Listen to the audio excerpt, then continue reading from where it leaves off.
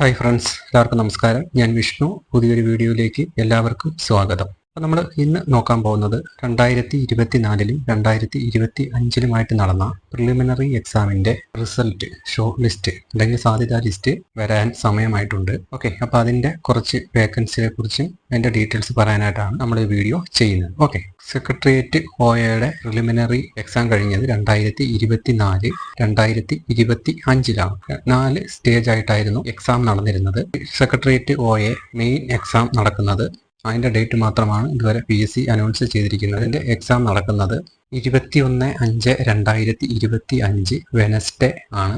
Okay, category number 587/2023. അതിൻ്റെ hall ticket നമുക്ക് available ആവുന്നത് 7/5/2025-ലാണ്. Office attendant, government secretariat, Kerala public service commission, state audit department, Kerala legislative secretariat, advocate general office, അപ്പോൾ ഇവിടങ്ങളിലെല്ലാം office attendant.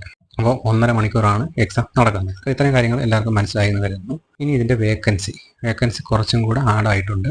367 വേക്കൻസിയാണ് നിലവിൽ റിപ്പോർട്ട് ആയിരിക്കുന്നത്. വേക്കൻസിയുടെ പുതിയതായിട്ട് കുറച്ച് വേക്കൻസിയും കൂടെ ആഡ് ആയിട്ടുണ്ട്. അതിൻ്റെയും കൂടെ ചേർത്തിട്ട് നമുക്ക് ഏത് ഡിപ്പാർട്ട്മെൻറ്റിലാണ് വേക്കൻസി കൂടുതലുള്ളത് എന്നൊക്കെ പറഞ്ഞിട്ട് ഒരു വീഡിയോ നമുക്ക് ഉടനെ തന്നെ ചെയ്യാം. അപ്പം 367 വേക്കൻസിയാണ് നിലവിൽ സെക്രട്ടേറിയറ്റ് OA എന്ന് പറയുന്ന പോസ്റ്റിൽ ഉള്ളത്. ഓക്കെ, അതാണ് സെക്രട്ടേറിയറ്റ് OAയുടെ കാര്യം മെയിനായിട്ട് പറയാനുള്ളത്. അടുത്ത ഒരു എക്സാമാണ് ലാബ് അറ്റൻഡർ ഹയർ സെക്കൻഡറി സ്കൂളിൽ. അപ്പോൾ അതിൻ്റെ മെയിൻ എക്സാമിൻ്റെ ഡേറ്റ് ആയിട്ടില്ല. അതും ഉടനെ തന്നെ, മെയിൽ ഇല്ലെങ്കിൽ അടുത്ത ജൂണോടുകൂടി അതിൻ്റെ എക്സാം കാണും. ജില്ലാ തലത്തിലാണ് എക്സാം നടക്കുന്നത്. അപ്പോൾ അതിൻ്റെ ഓരോ ജില്ലയിലും എത്ര വേക്കൻസി ഉണ്ടെന്ന് നമുക്ക് നോക്കാം. 447/2023. അപ്പോൾ തിരുവനന്തപുരത്ത് നിലവിൽ 14 വേക്കൻസി റിപ്പോർട്ടായിട്ടുണ്ട്. കൊല്ലത്ത് 11 വേക്കൻസി റിപ്പോർട്ടായിട്ടുണ്ട്. പത്തനംതിട്ടയിൽ 5 വേക്കൻസിയാണ് റിപ്പോർട്ടായിരിക്കുന്നത്. ആലപ്പുഴയിൽ 3 വേക്കൻസിയാണ് റിപ്പോർട്ടായിരിക്കുന്നത്. കോട്ടയത്ത് 1 വേക്കൻസിയാണ് റിപ്പോർട്ടായിരിക്കുന്നത്. ഇടുക്കിയിൽ നിലവിൽ 1 വേക്കൻസി പോലും റിപ്പോർട്ടായിട്ടില്ല. അത് റിപ്പോർട്ടാവാനുള്ള സാധ്യത ഉണ്ട്. എറണാകുളത്ത് 17 വേക്കൻസിയാണുള്ളത്. തൃശ്ശൂർ 9 വേക്കൻസിയാണുള്ളത്. പാലക്കാട് 7 വേക്കൻസിയാണുള്ളത്. മലപ്പുറത്ത് 5 വേക്കൻസിയാണുള്ളത്. കോഴിക്കോട് 26 വേക്കൻസിയാണുള്ളത്. വയനാട് 5 വേക്കൻസിയാണുള്ളത്. കണ്ണൂർ 9 വേക്കൻസിയാണുള്ളത്. കാസർഗോഡ് 5 വേക്കൻസിയാണുള്ളത്. നിലവിൽ ഏറ്റവും കൂടുതൽ വേക്കൻസി റിപ്പോർട്ടായിരിക്കുന്നത് കോഴിക്കോടാണ് 26. പിന്നീട് റിപ്പോർട്ടായിരിക്കുന്നത് എറണാകുളം 17, പിന്നെ കൊല്ലം 11.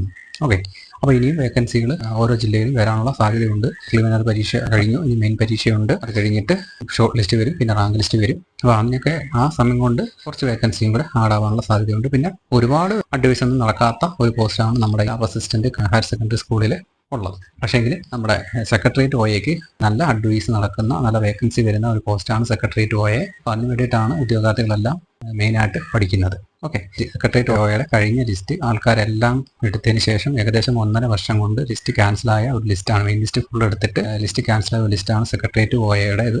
അപ്പോൾ ഇനി വരുന്ന ലിസ്റ്റിൽ കുറച്ചധികം ഉദ്യോഗാർത്ഥികൾ ഉൾപ്പെടണം. മെയിൻ പരീക്ഷ എഴുതാൻ കുറച്ച് ഒരു 40,000 പേരെയെങ്കിലും മെയിൻ പരീക്ഷ എഴുതിയിരിക്കാൻ PSC ശ്രമിക്കുമെന്നാണ് കരുതുന്നത്. ലാബ് അസിസ്റ്റന്റിന് അത്രയൊന്നും വരത്തില്ല, 15-20 ആ റേഞ്ചൊക്കെ വരാനുള്ള സാധ്യതയാണ് ലാബ് അസിസ്റ്റന്റിന് കാണുന്നത്. ഓക്കെ, അപ്പം ഇത് എയിം ചെയ്തിട്ട് ഇനി പരീക്ഷയ്ക്ക് നമുക്ക് വെറും 1.5 മാസം കൂടി മാത്രമേ ഉള്ളൂ മെയിൻ പരീക്ഷയ്ക്ക്. ലിസ്റ്റ് വന്നിട്ട് പഠിക്കാമെന്ന് കരുതിയിരിക്കരുത്, വർക്ക് ചെയ്യുക. അപ്പോൾ നമുക്ക് ഇനി എന്തെങ്കിലും അപ്ഡേറ്റ് ഉണ്ടെങ്കിൽ നമുക്ക് വീണ്ടും കാണാം. വീഡിയോ ഇഷ്ടപ്പെട്ടിട്ടുണ്ടെങ്കിൽ ലൈക്ക് ചെയ്യുക, ഡൗട്ട് വല്ലതും ഉണ്ടെങ്കിൽ കമൻറ്റ് ചെയ്യുക. ചാനൽ ഇതുവരെ സബ്സ്ക്രൈബ് ചെയ്യാത്തവരെല്ലാം ചാനൽ ഒന്ന് സബ്സ്ക്രൈബ് ചെയ്ത് വെക്കുക. പുതിയൊരു വീഡിയോ ആയിട്ട് ഉടനെ തന്നെ കാണാം. അതുവരെ എല്ലാവർക്കും വളരെയധികം നന്ദി, നമസ്കാരം.